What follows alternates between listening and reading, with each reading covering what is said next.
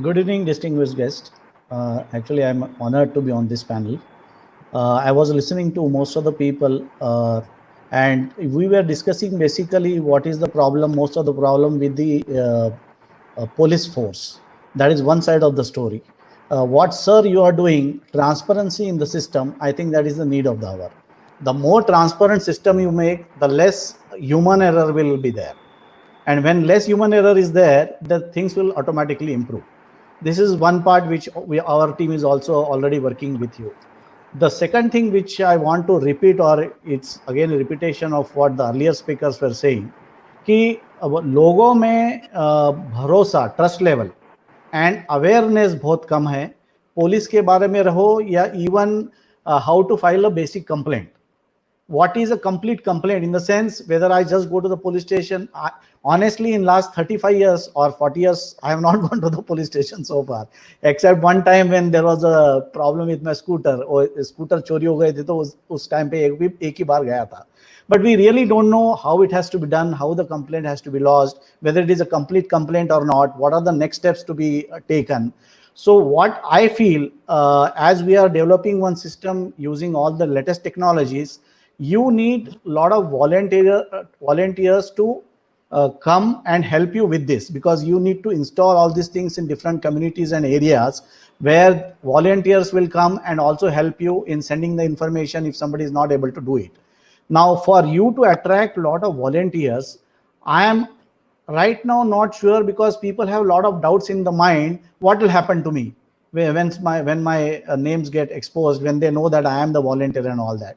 So what I feel is, like, now if you take the curriculum of our UG course in BTech, they have introduced recently two courses, which is, one is gender sensitization, basically how you have to interact with fellow girl student, what are the do's and don'ts. There is one module which they have created recently. Similarly, environment studies, which is also going to be a very important thing in the world. Because of environment, there are going to be so many problems. They have also introduced one module on environmental studies.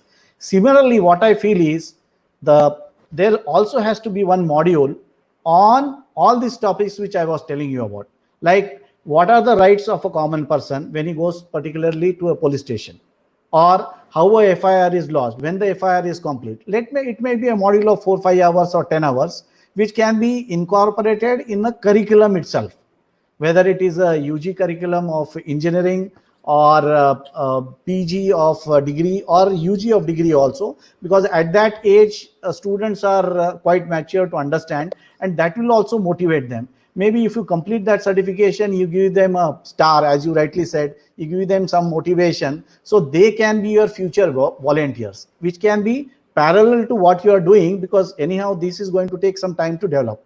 And once you start implementing all these things, you require volunteers. So if you start implementing this a module, I think that will help you a long way. That is what I feel, because trust level is, it's really very poor, and awareness is also not there. देखिए, आपने बहुत ही अच्छा प्रश्न किया है और आपके बहुत रिच एक्सपीरियंस से वो इमर्ज हो रहा है, तो मैं आपसे पूर्णतया सहमत हूँ। लेकिन हमारा परोसने का जो मेथोडोलॉजी है वो थोड़ा सा डिफरेंट है।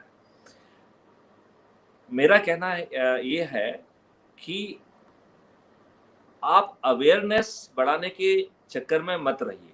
हालांकि हम आपसे 200% एग्री हैं कि ये जो भी चीज़ है ये करिकुलम में आ जाए, नॉर्मल कोर्स में लोगों को मालूम पड़ जाए।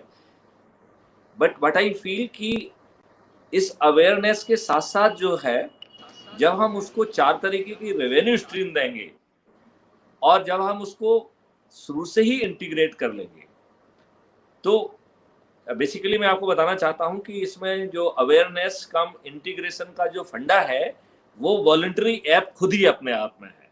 It is such a powerful app. इसके 4 हिस्से हैं, मैं उसको थोड़ा सा आपको बारीकी से समझाता हूं।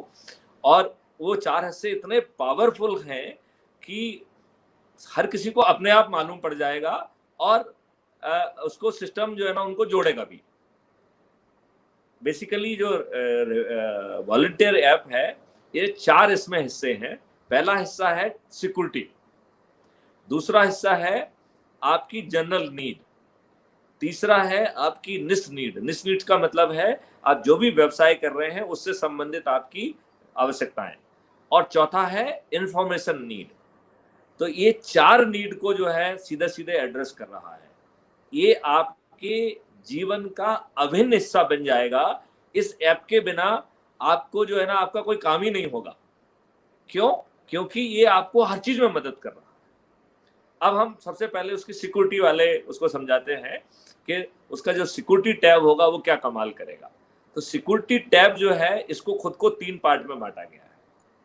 पहला है जिसके माध्यम से आप जो है अपनी एफआईआर करा सकते हैं, अपनी कंप्लेंट लॉन्च करा सकते हैं। कैसे कराएंगे वो हम थोड़ी देर से बताते हैं। और ये जिसके पास ऐप नहीं है, जिसके पास मोबाइल नहीं है, जिसको टेक्नोलॉजी नहीं मालूम है, उसकी भी मदद करने का इसमें प्रावधान है। वो कैसे करेंगे वो भी हम थोड़े से बाद में बताते हैं। पहले जनरल इंफॉर्मेशन आपको देते हैं।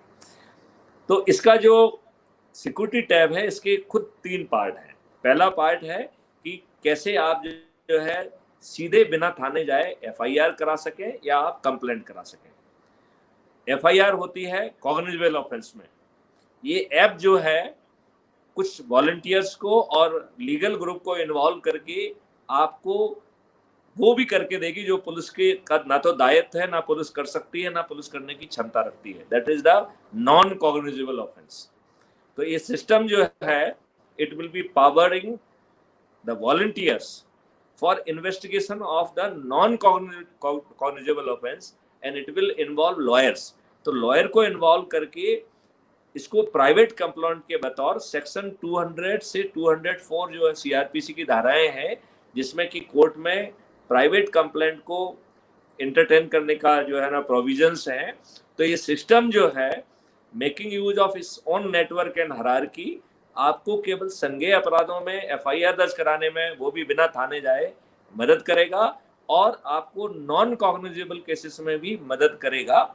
नॉन कॉग्निजेबल केसेस में we can keep some token fees also so that we can have one additional revenue stream to the lawyers those who are working or to the volunteers also। क्योंकि यदि जो मुफ्त सेवा है, राष्ट्रीय देशभक्त की सेवा के बतौर यदि हम किसी चीज को कॉन्सेप्ट को रखेंगे तो वो ज्यादा समय तक नहीं चलेगा। उसको यदि हम रेवेन्यू स्ट्रीम से बांध देंगे तो वो इतने दौड़ के चलेगा कि उसको जो है ना कुछ करना ही नहीं पड़ेगा। तो ये हो गया पहला उसका सिक्योरिटी टैब का पार्ट 1, एफआईआर और कंप्लेंट विदाउट गोइंग टू थाना। और ये एफआईआर वो एफआईआर नहीं है जो अभी पुलिस वाले कहते हैं। आपने जहां भी लिखा है कि ऑनलाइन एफआईआर की जाती है वो सब झूठ बोल रहे हैं। एफआईआर के 3 हिस्से होते हैं। एक होता है एफआईआर का कंटेंट, दूसरा हिस्सा होता है कंप्लेनेंट के सिग्नेचर और तीसरा हिस्सा होता है कि थानेदार के सिग्नेचर। अभी कोई भी सिस्टम ये तीनों काम एक साथ नहीं कर रहा है, लेकिन जो सिस्टम हमने बनाया है उस सिस्टम में ये तीनों काम सिस्टम के अंदर हो रहे हैं। इवन 3,500 करोड़ रुपए खर्च करने के बावजूद भी सीसीटीएनएस के अंदर एफआईआर नहीं बनती है। हम जो है ना सिस्टम में टाइप करते हैं और उसका प्रिंट आउट निकालते हैं, कंप्लेंट उसमें सिग्नेचर करता है, थानेदार सिग्नेचर करता है, तब वो एफआईआर बनता है। और ये एफआईआर उससे भी ज्यादा है। कई तरीके से ऐप के माध्यम से, पोर्टल के माध्यम से, कैश के माध्यम से, वॉलंटियर्स के माध्यम से, इवन आईओटी डिवाइसेस के माध्यम से हम जो है आपके पास पहुंच के बिना पुलिस के और बिना थाने जाए आपकी एफआईआर वहीं मौके पर दर्ज होगी। और backend intelligence, animated figure, virtual जो है ना police station kind of environment would be created in that app and app would be having all intelligence to capture all attributes of crime. तो वो ना केवल जो है पूरी एफआईआर की जानकारी लेगा आपसे, आपको कोई जानकारी रखने की जरूरत नहीं है।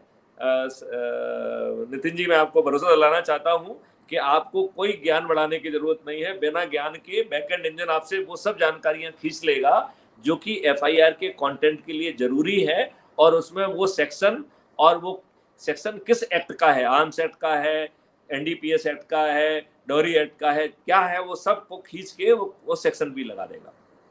इसके बाद उसका जो नेक्स्ट इंजन है, एक मॉड्यूल आपके यहीं पर डेवलप हो रहा है, that is called signature module.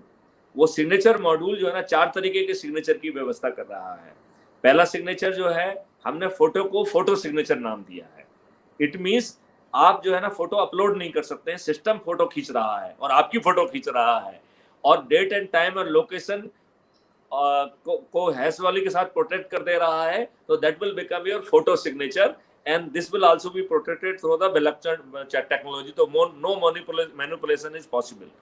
तो जो टेक्नोलॉजी मैनिपुलेशन के लिए अवेलेबल भी है, चाहे वो डीप फेक हो या कोई दूसरी हो, वो टेक्नोलॉजी एग्जिस्टेंस होने के बावजूद भी the technology will be having no scope to do any manipulation, number one. Then जो दूसरा सिग्नेचर है ऑप्टिकल सिग्नेचर, तो आप अपने मोबाइल के ही स्क्रीन पे सिग्नेचर करेंगे, वो सिस्टम कैप्चर कर देगा and that will become your optical signature, जिसको आप सिग्नेचर कहते हैं, वो सिग्नेचर बन जाएगा। और वो सिग्नेचर भी date time and location stamp के साथ जो है इनक्रिप्ट हो जाएगा, हैश वैल्यू से प्रोटेक्ट हो जाएगा। फिर आपको वो तीसरा सिग्नेचर देता है जो कि आधार ओटीपी बेस्ड सिग्नेचर, जिसमें हमारे एक मित्र ने कहा कि साहब वो तो आधार तो आपसे कुछ डाटाबेस शेयर नहीं करेगा। तो मैंने कहा हम कोई डाटाबेस किसी आधार से नहीं मांग रहे हैं, हम तो उसकी जो है जो नॉर्मल सेवा वो दूसरों को बेच रहा है, हम पहले कहेंगे हमको फ्री में दे दो, नहीं तो जो हमसे भी फीस ले लो। यदि हमसे फीस लोगे तो जो भी रेवेन्यू हमारे पास आएगा उससे वो कट जाएगा, कोई बहुत बड़ी बात नहीं है। एंड देन आधार का ही एक और जो है एक दूसरी सेवा है, that is virtual ID based signature, तो जिसमें कि आपको आधार नंबर का यूज नहीं होता है, वर्चुअल आईडी का यूज होता है। तो ये 4 प्रोविजन उसमें होंगे, और ये 4 प्रोविजंस में 2 लास्ट वाले जो प्रोविजन है वो मैंडेटरी नहीं होंगे, क्योंकि हमें ऐसे लोगों को भी कैटर फॉर करना है जिनके पास आधार नंबर ना हो, या उनका आधार नंबर उनके मोबाइल से लिंक ना हो, या वो विदेशी नागरिक हो। अपराध तो विदेशी नागरिकों के साथ भी हो सकता है, उनके पास तो आधार नंबर नहीं होगा, इसलिए वो फर्स्ट 2 सिग्नेचर सबके लिए मैंडेटरी होंगे, last 2 signature will be optional to add authenticity. वैसे देखा जाए तो उन लास्ट के 2 सिग्नेचर को हम चाहें तो ऑल टुगेदर हटा सकते हैं, because it is not required, ना तो लीगल रिक्वायरमेंट है ना आवश्यकता है।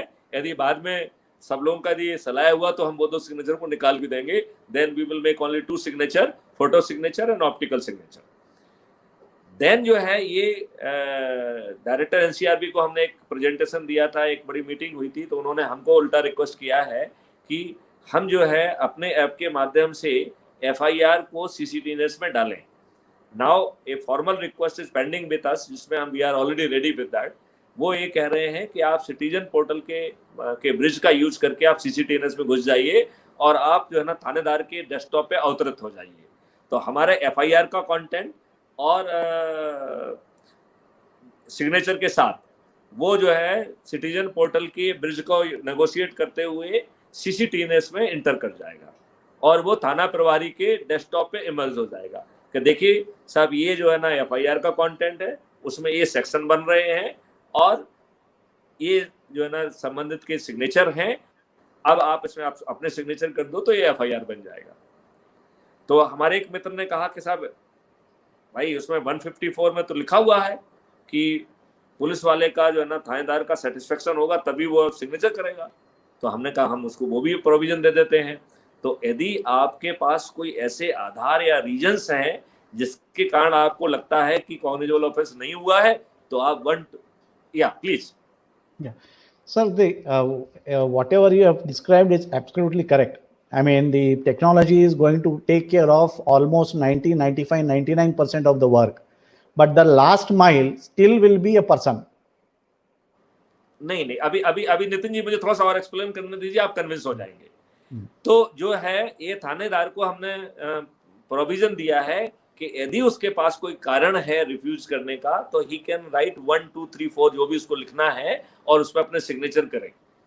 अब कानून ने तो बहुत अच्छा कानून बनाया है, कानून में उसी में जिस 154 के तहत हम एफआईआर लिखते हैं, आपकी एफआईआर जो लिखी जाती है वो सेक्शन 154 और सीआरपीसी के तहत लिखी जाती है, और उसी सेक्शन का एक सब सेक्शन है 154(3). वो कहता है कि यदि थानेदार आपकी एफआईआर ना लिखे तो आप एसपी के पास चले जाइए, आप उसको पोस्ट से भी भेज दीजिए, और वो जो है ना उसको मान्य करेगा तो तत्काल जो है ना वो एफआईआर कर दिया जाएगा। देन एसपी को पावर दिया गया है कि ही कैन इन्वेस्टिगेट हिमसेल्फ, और वो किसी को इंक्वायरी दे सकता है, किसी को इन्वेस्टिगेशन दे सकता है। वो जिस किसी को भी इन्वेस्टिगेशन देगा, वो जरूरी नहीं कि उस थाने का हो, वो he will have all the power of station house officer for that case. तो हमने एक किसी भी हवलदार राम सिंह को वो केस मार्क कर दिया, तो हवलदार राम सिंह उस पर्टिकुलर केस के लिए उनके पास लीगली सभी थानेदार के अधिकार आ जाएंगे एसएचओ के उस केस के लिए। उनको जाके एसएचओ जो है ना मनोहर सिंह को बताने की बिल्कुल जरूरत नहीं है। तो this is a legal part. अब जो है तो सिस्टम क्या कर रहा है कि फरियादी ने तो एक बार कह दी, इसके बाद फरियादी को तंग नहीं करता है, वो खुद ही जो है एसपी के पास पहुंच जा रहा है, क्योंकि सभी के पास डेस्कटॉप है, सभी के पास सीसीटीएनएस में। तो अभी वो थानेदार के जो है ना कंसोल से उठा और जाके वो इंटर कर गया एसपी की कंसोल में, और उसने कहा हे हमारे पास ये एफआईआर है जिसमें इन सेक्शन का ऑफेंस बन रहा है, ये उसके सिग्नेचर हैं, आपके थानेदार साहब कह रहे हैं कि साहब इन कारणों से हम तो एफआईआर दर्ज नहीं करेंगे। तो आपका 154(3) में आपके ऊपर कानूनी जिम्मेवारी सौंपी गई है, कृपया आप अपनी कानूनी जिम्मेवारी का निर्वहन करें। अब फिर हमने सोचा कि एसपी के ऊपर भी कोई दबाव हो सकते हैं, तो हमने कहा भाई एसपी साहब आपको भी हम मौका देना चाहते हैं, आप भी लिख दो रीजन कि हम इन कारणों से इसे कॉग्निजेबल ऑफेंस नहीं मानते हैं। जैसे ही एसपी अपने कारण लिखता है और सिग्नेचर करता है, सिस्टम पूरे लवादे को उठा के फिर से जो है ना जाके फरियादी के पास जाता है, कंप्लेनेंट के पास जाता है। वो कहता है कि भाई आपने मुझे जो कुछ बताया है उससे ये अपराध बनता है। एसएचओ का कहना ये है, एसपी का कहना ये है, आप ये बताइए क्या आप इस केस को आगे परस्यू करना चाहते हो या आप ड्रॉप करना चाहते हो। लेकिन हम आपको आगाह करना चाहते हैं कि यदि आप इसे ड्रॉप करना चाहोगे तो हम ये मानेंगे कि आपने जो हमको पहले शिकायत की थी वो आपने हमारे अधिकारों का किसी दूसरे को परेशान करने के लिए आपने उपयोग किया है, और ये जो है इसी सीआरपीसी का सेक्शन जो है 182 है, नहीं आईपीसी का सेक्शन है 182, जिसमें ये ऑफेंस है।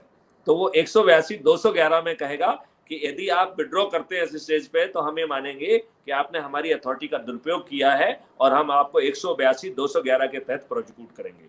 तुमने जैसे ही you don't want to continue और यू वांट टू ड्रॉप, जैसे ही ड्रॉप करोगे वो पूरे लवादे को ले जाके एक इस्तगासे के रूप में कोर्ट में पेश कर देगा। क्योंकि हम जो है फरियादी को झूठी रिपोर्ट देने का भी जो है ब्रह्मास्त्र नहीं देना चाहते हैं। जहां हम certainty of reporting and cognizance कर रहे हैं, certainty end of the cognizance of reporting with the full responsibility. झूठा बोलोगे तो जेल जाओगे ना। अब वो कहता है कि नहीं मैंने तो सही बोला था। तो जैसे ही वो कहेगा yes I want to pursue, एक एफिडेविट क्रिएट हो जाएगा और उससे कहेगा कि साहब इसमें डिजिटल सिग्नेचर करो। जैसे ही वो अपना डिजिटल सिग्नेचर करेगा वो उस पूरे लवादे को लेके जो है ना कोर्ट के पास चला जाएगा। इस सिस्टम के पास सभी दरवाजे इसको मालूम है, तो उसको बिना किसी के पास जाए वो अंदर ही अंदर उस कोर्ट के पास पहुंच जाएगा और कोर्ट से कहेगा कि देखिए भाई सीआरपीसी की धारा 156(3) में सेक्शन 156(3) में रेड विथ सेक्शन 190 सीआरपीसी आपको ये जिम्मेवारी दी गई है कि यदि पुलिस रिपोर्ट ना लिखे तो आप इस धारा के तहत उनको निर्देश दें और हमारी एफआईआर लिखाएं। तो भाई साहब अब आपका दायित्व है, आप अपना इस कर्तव्य का जो कि कानून ने आपके ऊपर दिया है इसका पालन करिए। अब वो अज्यूम करिए कि कोर्ट भी कहता है कि नहीं साहब हमें इन कारणों से हम जो है ना नहीं मानते हैं, तो उसमें हाई कोर्ट का दरवाजा भी है। मतलब ये सिस्टम जब इतनी जो है ना आपको सपोर्ट करेगा तो किसी भी पद पे बैठा हुआ व्यक्ति अपने डिस्क्रिशन को गलत ढंग से यूज नहीं कर पाएगा। अब मैं नितिन जी से पूछना चाहूंगा कि आपका ये जवाब हुआ, क्योंकि मैं अभी सिर्फ एफआईआर पे हूँ, फिर सेकंड जो है ना फीडबैक के ऊपर है, observation and negative and positive feedback. आप अपनी अच्छी ट्रांसपेरेंसी और अवेयरनेस दो। No, it's absolutely correct, sir. I mean, whatever you explained is 100% correct. I was just thinking that this flowchart has to be known to people who are going to use this application. आपको that is all it is. I mean, system को मालूम है, वो आपको बिना देखिए आपको वो तकलीफ नहीं दे रहा है, वो अपने आप आपके पास पहुंच जाएगा। तो आपको क्यों मालूम होना है? वो आपको सब बता दे रहा है कि एसओ ने क्या कहा, एसपी ने क्या कहा, फिर आपसे कह रहा है कि भाई देखिए आप इसे कंटिन्यू करना चाहते हैं कि नहीं करना चाहते हैं। वो आपको आगाह भी कर रहा है कि यदि आप इसको कंटिन्यू नहीं करोगे तो हम ये मानेंगे कि आपने हमसे झूठी बात कही है और झूठी बात कहना अपराध है। तो हम आपको जैसे ही आपने नो कहा हम आपको जाके सीधा जो है ना कोर्ट में आपको पुट अप कर देंगे। तो हम आपके जेल जाने की व्यवस्था तो करा देंगे। So there is a push and pull mechanism of messages. Push and pull mechanism of messages. So every time he'll get a message saying that this is the stage of your. नहीं, कोई message नहीं चल रहे हैं. This whole content is going through the CCTNs and emerging on the No, desktop that I of the understood, sir. Concerning person. No, जैसे I am आपका talking about paperless the office है ना, it is something like correct. Paperless office. आपकी जैसे Absolutely. हमने file की तो आप आदि हमारे सुपीरियर हैं तो वो फाइल ऑटोमेटिकली आपके पास पहुंच जाती है, आपके यहाँ पेंडिंग दिखने लग जाती है. जैसे ही आप एड्रेस करेंगे तो उसको जहां नेक्स्ट डिसीजन मेकिंग के पास जाना है वो ऑटोमेटिकली पहुंच जाती है. कोई मैसेज किसी के पास नहीं आते. यदि नहीं, मैसेज the- आएंगे भी तो they will be extra and above. No, मतलब no, फिरियादी के पास तो आएगा ना सर कि what is the status of the case. It's not a message. It's not a message. It is the नहीं, procedure Status. that is moving the मैं उस प्रक्रिया को अभी आप मुझे याद दिला देना, मैं उसको पूरा डिटेल में समझाऊंगा क्योंकि उसमें बहुत एलाबोरेट प्रोविजन है. अच्छा. तो मैं उसको बहुत विस्तार से और अच्छे ढंग से बताऊंगा आपको. ठीक है ना. अब अभी अपन जाते हैं तो वो इसमें जो है ये पूरा कंटेंट जैसे कि हमारी पेपरलेस ऑफिस होता है ना, ऐसा ही whole content is moving and emerging on the desktop of the person. और वो जो है ना इलेमनिक ऑलरेडी बैकएंड पे है. हमारी टीम, आपके यहाँ की टीम उस पर काम कर रही है. Let me tell you. तो हमारे 12 problem statement smart India hackathon पे काम कर रहे हैं और ये दूसरा इस पे भी काम कर रहे हैं. ठीक है ना. तो it will B emerging automatically. अब इसके बाद जो इसका जो सिक्योरिटी का जो सेकंड कंटेंट है फीडबैक. हम सब लोग सैकड़ों चीजें देख रहे हैं, उनमें से कुछ अच्छी हैं कुछ खराब हैं. हम अच्छी बात भी किसी तक नहीं पहुंचा पा रहे हैं और खराब बात भी किसी तक नहीं पहुंचा पा रहे हैं. तो ये ऐप आपको जो कुछ भी आप देख रहे हैं दृष्टा, जो चीज आपको अच्छी लग रही है वो अच्छी चीज को आपको पहुंचाने में मदद करेगा. और जब मैं इस बात को कहता हूं तो एक मैं पर्सनल एग्जांपल देता हूं. मुझे बहुत अच्छा लगता है वो पर्सनल एग्जांपल कहना. मैं जब SRP जबलपुर था, एक ट्रेनिंग में गया. Mrs Gupta was with me. रेवोली टाकाज में हम लोगों ने नाइट फिल्म देखी. बाहर निकले तो वही 12 सवा 12 बजे या 12:30 बजे जितने बजे भी फिल्म छूटी, हम लोग बाहर निकले. उस समय मैं मध्यावर्त में रुका हुआ था जो सरदार पटेल मार्ग पे था. अब कोई भी ऑटो वहां जाने के लिए तैयार नहीं. उस समय वहां पर 100 नंबर की गाड़ी चलती थी. तो मैंने देखा कि 100 नंबर की गाड़ी निकल रही थी तो मैंने हवलदार साहब को हाथ देके रोका. तो उनको अपनी समस्या बताई कि मुझे सरदार पटेल मार्ग जाना है, कोई जा नहीं रहा है. तो उन्होंने एक ऑटो को बुलाया, उसका गाड़ी का जो ना ऑटो का नंबर लिखा और उससे कहा कि देखो मैंने तुम्हारा ऑटो नंबर लिख लिया है, आप जो है ना बच्चा लोगों को लेके जाओ और ठीक ढंग से पहुंचाना. और उसने प्यार से फिर मेरे सिर पे हाथ फेरा. अब ये तो पक्की बात है कि हवलदार साहब को यदि ये मालूम होता कि इतने बड़े अधिकारी हैं ये, तो उसकी कदापि हिम्मत नहीं होती कि बच्चे जैसा मेरे सिर पे हाथ फेरे. इसका मतलब उसने जो कुछ भी किया था बिल्कुल अपना पदी कर्तव्य मानते हुए उसके अंदर की भावना के तहत उसने कार्रवाई की थी. और उसने जो बच्चा लोग कहा और सिर पे हाथ फेरा वो उसकी अंदर की भावना थी. अगले दिन जो है मैं 5 बजे अपने ट्रेनिंग का वो खत्म होने के बाद मैं सीधा वहां से पहुंचा और DCP ट्रैफिक के अधीन हुआ करता था उस समय 100 नंबर. तो मैं DCP ट्रैफिक साहब के पास गया और मैंने उनको पूरी बात बताई कि ऐसा ऐसा हुआ है और मैं आपके पास सिर्फ इसलिए आया हूँ कि आप इस हवलदार को इनाम दीजिए क्योंकि हम ऐसी पुलिस चाहते हैं. हमें चाहते हैं कि मैं IPS ऑफिसर था, मैं DCP साहब तक पहुंच गया, उन्होंने मेरी बात मान भी ली, उसको इनाम भी दे दिया. आम जनता अपने पॉजिटिव इंफॉर्मेशन को भी क्यों ना पहुंचाए, सिस्टम में दे दो, सिस्टम अपने आप पहुंचा देगा और उसमें ये भी सुनिश्चित करेगा कि उसकी ऑब्जेक्टिविटी भी चेक करे और उसमें उसको इनाम मिले, ये भी देखे. ऐसे ही आप नेगेटिव इंफॉर्मेशन दे सकते हैं कि आपको कोई ऐसी चीज दिख रही है जो खराब दिख रही है, आपके सिर पे ही कोई चीज पड़ जाए, अपराध की कैटेगरी में बन जाए, तभी क्यों आप देंगे. तो आप नेगेटिव फीडबैक भी दे सकते हैं. That will B pursued toll. जैसे देखिए हमारी तो आदत परसू करने की पड़ गई है कि SO ने नहीं मानी तो SP के पास गए, SP की नहीं मानी तो कोर्ट के पास गए, कोर्ट ने नहीं मानी तो हाई कोर्ट चले गए. तो ऐसे ही जो है इस केस में यदि जो हमारी बात जब तक लॉजिकल एंड तक निकाल नहीं होगा, और लॉजिकल निकाल क्या होता है, यदि नेगेटिव ऑब्जर्वेशन है तो नेगेटिव पनिशमेंट या नेगेटिव इन्फोर्समेंट, और यदि कोई पॉजिटिव बात है तो positive reinforcement in the form of reward, recognition, certificate, whatever it is. जब ये चीज होगी तो लोग ज्यादा से ज्यादा अच्छा करना चाहेंगे. This is the second part. और सेकंड पार्ट में एक अटैच्ड है, दैट इज कैप्चरिंग एविडेंस. तो पुलिस जो एविडेंस कैप्चर करती है वो तो कचरा होता है. पुलिस को जो है ना जो स्टेटमेंट रिकॉर्ड करती है दैट इज जो है can only B use for the contradiction. जो 161 में पुलिस स्टेटमेंट रिकॉर्ड करती है उसका करोरेशन के लिए यूज कानून में बाधित है. उसको केवल पुलिस की स्टोरी को गलत सिद्ध करने के लिए यूज किया जा सकता है, ये कानून है, ठीक है ना। ऐसे ही जो है confession made to the police officer is not admissible under section 25 of the evidence act. 27 में थोड़ी सी विंडो दी है कि यदि उससे कोई डिस्कवरी ऑफ न्यू फैक्ट होती है तो केवल उतना पोर्शन ही एडमिसिबल होगा। तो अज्यूम करिए कोई आके कहता है कि मैंने फलाने व्यक्ति का मर्डर किया है और चाकू से किया है और वो चाकू मैंने फलानी जगह रखा हुआ है, तो उसने मर्डर किया है, ये एडमिसिबल नहीं होगा। हमने चाकू फलानी जगह छिपा दिया है, only that much content would be admissible under section 27। तो हमने कानून तो इतना बेकार बनाया है जहां तक कि पुलिस के एविडेंस वैल्यू के बारे में है, जहां तक बर्बरता के बारे में है तो कानून में बहुत ताकत है, ठीक है ना। तो अब यही वैल्यू जो है यदि जो है ना कम्युनिटी या डिवाइस कैप्चर कर रहा है इसी एविडेंस को, सिस्टम उसको, हमारा ही सिस्टम उसको उसी समय पे इनक्रिप्ट कर दे रहा है, जो मैं बार बार कहता हूं, ठीक है ना। अब वो जो है ना, चूंकि इस सिस्टम को सब दरवाजे मालूम है, आप उसमें एक विटनेस भी है, तो एक डिजिटल हो गया है, एक आप आई विटनेस टू द सिचुएशन हो गए। आप यदि मोबाइल पकड़े हुए हैं और आपसे रिकॉर्ड कर रहे हैं तो it is not only the digital evidence, you are the eye witness also. तो आप एक डिजिटल एविडेंस और एक आई विटनेस बोथ जो है will be rooted again through the same system, जिसमें अपनी एफआईआर जा रही थी और वो कंपिटेंट अथॉरिटी के सामने इमर्ज हो जाएगा कि साहब ये वायलेशन हुआ। जैसे ही वो उसमें सिग्नेचर करता है डिजिटल, तो सिस्टम जो है ना बैक एंड पे आइडेंटिफाई कर रहा है कि हु इज द ऑफेंडर। वो ऑफेंडर के पास पहुंच जा रहा है कि हे भाई आपने ये ऑफेंस किया हुआ है, ये इसके एविडेंस है, ये आपका जो है ना ये कंपाउंडेबल ऑफेंस है, तो आप इसमें अपना पैसा जमा कर सकते हैं। तो नीचे पेमेंट लिंक है, आप क्लिक करिए और आपके यहीं पे जो है ना ये मॉड्यूल डिजाइन हो रहा है कि ई पेमेंट ऑप्शंस। तो आज के जमाने में जितने भी पेमेंट ऑप्शंस अवेलेबल हैं वो सब वहां क्रिएट किए जा रहे हैं।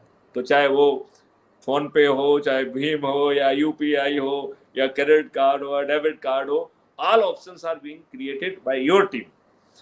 तो जैसे ही आप पेमेंट करेंगे वो दो पार्ट में बढ़ जाएगा, एक पार्ट जो है ना रेवेन्यू ट्रेजरी में चला जाएगा और दूसरा part will flow back to the community. आपके जो है ना मोटर व्हीकल एक्ट में जो नए अमेंडमेंट हुए उसमें 2000 से कम का फाइन है नहीं, 2000 से 10,000 तक का फाइन है। और तो 50% जो है वो सरकार के खजाने में चला जाएगा और 50% जो है ना चला जाएगा कम्युनिटी के खजाने में। अब अपन एक हाइपोथेटिकल बात करते हैं कि 130 करोड़ लोग जो है ना एक बार एक एविडेंस को भी कैप्चर करते हैं। क्योंकि आप देखें, मेरा ऐसा सोचना है कि एक भी जो है व्हीकल, बहुत कम व्हीकल, उनकी जो लाइसेंस प्लेट है that is conforming to the notification, ना उसके अक्षर उस साइज के हैं, ना उस फॉर्मेट के हैं, कहीं कुछ बना हुआ है, कहीं कुछ बना हुआ है, दिस इज ऑल वायलेशन। यदि हम अकेला नंबर प्लेट के वायलेशन को पकड़ें तो एक बहुत बड़ी राशि जो है ना हो सकती है। और पहले वायलेशन पे 2000 जो है ना का पेनल्टी है, सेकंड वायलेशन पे 5000 की पेनल्टी है और 3 महीने की सजा भी है। अब अज्यूम करिए कि यदि हाइपोथेटिकली कि सभी वॉलंटियर्स जो है, सभी जो है ना पब्लिक के लोग जो है एक बार एक बटन दबाते हैं तो सरकार को 1,30,000 करोड़ 1,30,000 करोड़ की रेवेन्यू पैदा होगी और इतना ही पैसा पब्लिक को भी बढ़ जाएगा। Now that kind of the mind boggling money जो है ना विल बी कमिंग, राइट। और हमने आपको दूसरी रेवेन्यू स्ट्रीम के बारे में कहा था कि जो हम सर्विसेज करेंगे उसकी रेवेन्यू स्ट्रीम भी उनको वॉलंटियर्स को फ्लो होगी। देन हमने तीसरी रेवेन्यू स्ट्रीम कही थी कि जो क्राइम से लेकर डिटेक्शन के बारे में जो इनपुट आएगा उसको हम मैप करके यदि हम उसके सहारे यदि 200 अपराध यदि डिटेक्ट करते हैं और हम एक अपराध के लिए यदि उसको 100 रुपए देते हैं तो ही will be getting the promotion voucher of the 20,000 rupees. And चौथी रेवेन्यू स्ट्रीम वुड बी जब हम आपके निस एरिया में मदद करेंगे, that will be the biggest revenue which will be coming to you. क्योंकि जो किसी भी व्यवसाय में हो, मैथिली शरण गुप्त उसकी मदद करने के लिए उस ऐप के माध्यम से वहां खड़े होंगे और हमारे स्टार्टअप जो है ना आपके लिए end to end solution create करेंगे। It is going to change the face and fate of this country. तो इस तरीके से ये सिक्योरिटी सेटअप का पार्ट 2 है। देन सिक्योरिटी सेटअप का पार्ट 3 है जिसमें हम आपको टास्क करेंगे, क्योंकि हमारा सिस्टम को मालूम है कुछ, हम आपसे चीज़ों को क्रॉस वेरीफाई कराएंगे। हम आपको कहेंगे कि साहब ये बंदा यहाँ से निकलने वाला है, please be alert and capture it. तो हम उसको एज एविडेंस पेश करेंगे और आपको जो है उसके लिए रेवेन्यू स्ट्रीम पहुंचेगी। तो इस तरीके से 4 रेवेन्यू स्ट्रीम हर व्यक्ति तक पहुंचेगी यदि ये ऐप। अच्छा, दिस इज ऐप का जो है ना पार्ट 1 हुआ सिक्योरिटी टैब। देन इसका सेकंड पार्ट है need tab. Need, general need जितनी भी है, तो आप जो है ना अपना बस का रिजर्वेशन कराना चाहते तो ऐप करने में मदद करेगा, ट्रेन का रिजर्वेशन कराने में मदद करेगा, यदि आप खाना मंगाना चाहते हैं तो जितने भी ऐप आपने सोचे हैं ये सब ऐप जो है ना इस ऐप में घुसने वाले हैं। मतलब ये आपकी जितनी भी आवश्यकताएं हैं, और शुरू में यदि कुछ आवश्यकताएं रह जाएंगी तो ओवर द पीरियड उनको इंटीग्रेट कर देंगे, तो आगे चल के आपको किसी अन्य ऐप की जरूरत ही नहीं होगी, नंबर 1। देन जो है it will be helping in your निस नीड। तो जैसे किसान है तो किसान को वो बताएगा कि उसे क्या फसल बोना चाहिए, उसको बेस्ट क्वालिटी बीज चीपेस्ट रेट पे उसको अवेलेबल कराएगा। इसके लिए बैकएंड पे स्टार्टअप काम करेंगे, पुलिस काम नहीं करेगी, स्टार्टअप काम करेंगे।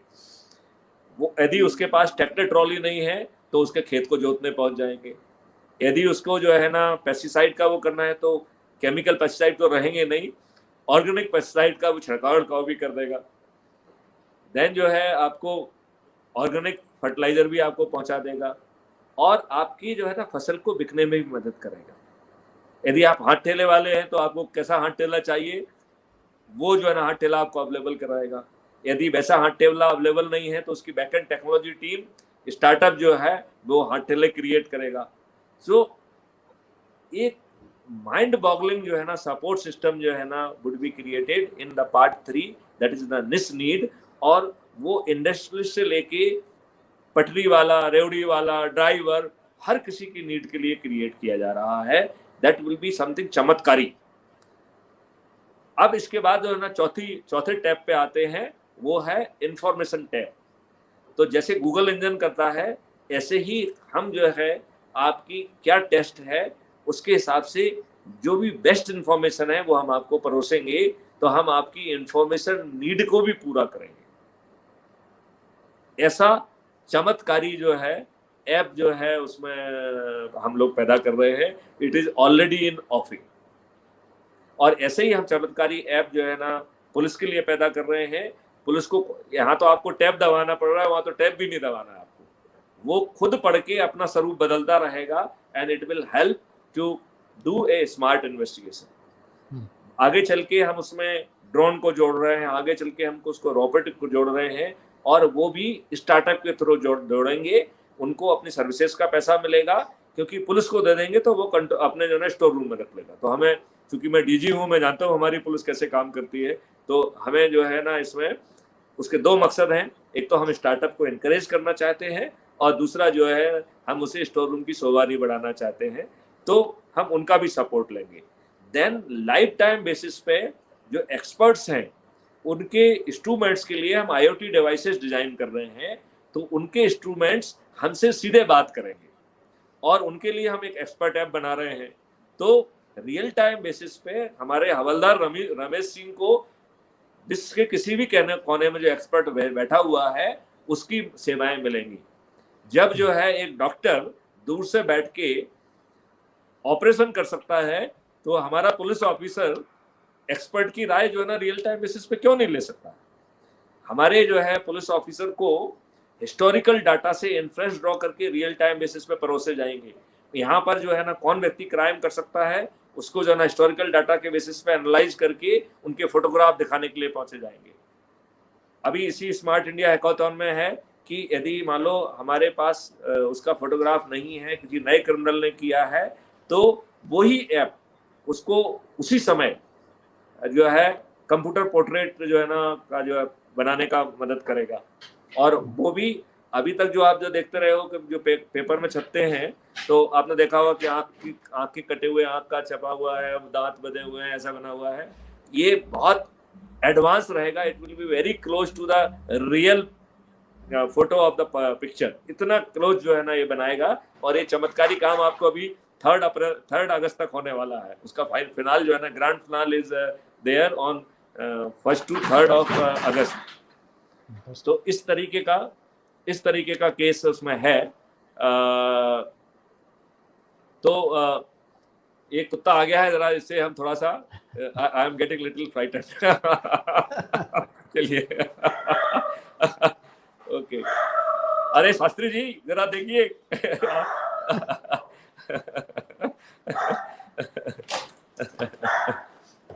अच्छा sorry, it has been real challenge has been resolved. So इस तरीके का जो है, और उसमें एक्सपर्ट ऐप के माध्यम से रियल टाइम बेसिस पे वो उसको फीड मिल पाएगी। तो इतना चमत्कारी विवेचना संभव होगी जो आप लोग कल्पना ही नहीं कर सकते हैं। जो कोई पुलिस फिर आ गया, ओह